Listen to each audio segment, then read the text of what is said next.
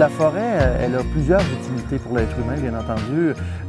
Elle a, au départ, un rôle au niveau de la fabrication de l'oxygène. Donc, on sait que les plantes, par leur photosynthèse, fabriquent de l'oxygène. Donc, déjà en partant, c'est indispensable là, au niveau de l'oxygène parce que l'être humain a besoin de respirer. Il y a bien sûr tout le côté utilisation du bois à des fins, que ce soit d'ébénisterie, de chauffage, de construction. Donc, on s'assure que les gens respectent bien les règlements. Parmi ceux-là, c'est bien sûr ne pas nourrir les animaux, rester dans les sentiers. Les animaux domestiques ne sont pas permis. Donc, on s'assure, en patrouillant les différents sentiers, du respect de cette réglementation-là. Et là, on arrive sur un petit belvédère de bois qui a été aménagé justement pour éviter l'érosion en bordure de la berge. Et ça donne accès à la clientèle qui peut bien sûr faire de l'observation, venir pique-niquer. Depuis cet automne, dans 3 des parcs du réseau, nous avons maintenant des petites bornes utilisables à l'aide de petits appareils téléphones intelligents où les gens peuvent télécharger un programme et, rendu à la borne interactive, dans ce cas-ci numéro 3, avec une application, ils ont accès à de l'information sur leur téléphone intelligent.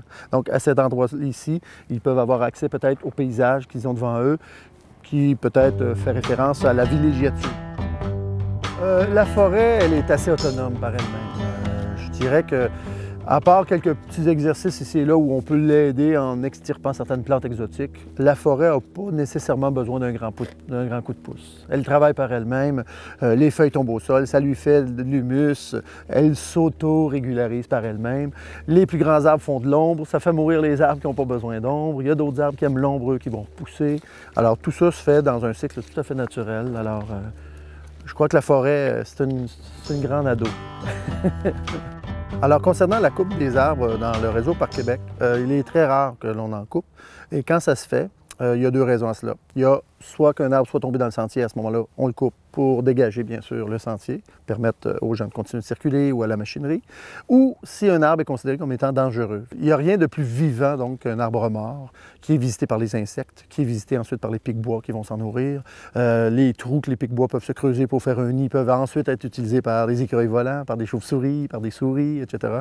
Donc, pour la forêt, c'est très utile un arbre mort parce qu'il y a beaucoup d'animaux qui dépendent des chicots pour leur survie.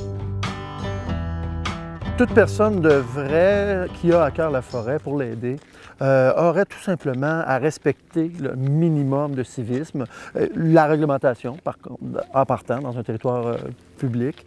Bien sûr, éviter de jeter des déchets, d'en ramasser si jamais on en trouve, ça fait partie bien sûr du civisme. Mais dans une forêt en exploitation, il faut s'assurer que cette forêt-là puisse repousser en santé ou être replantée avec des essences qui vont refaire que cette forêt-là puisse être réexploitée dans 50, 90 ans, 100 ans.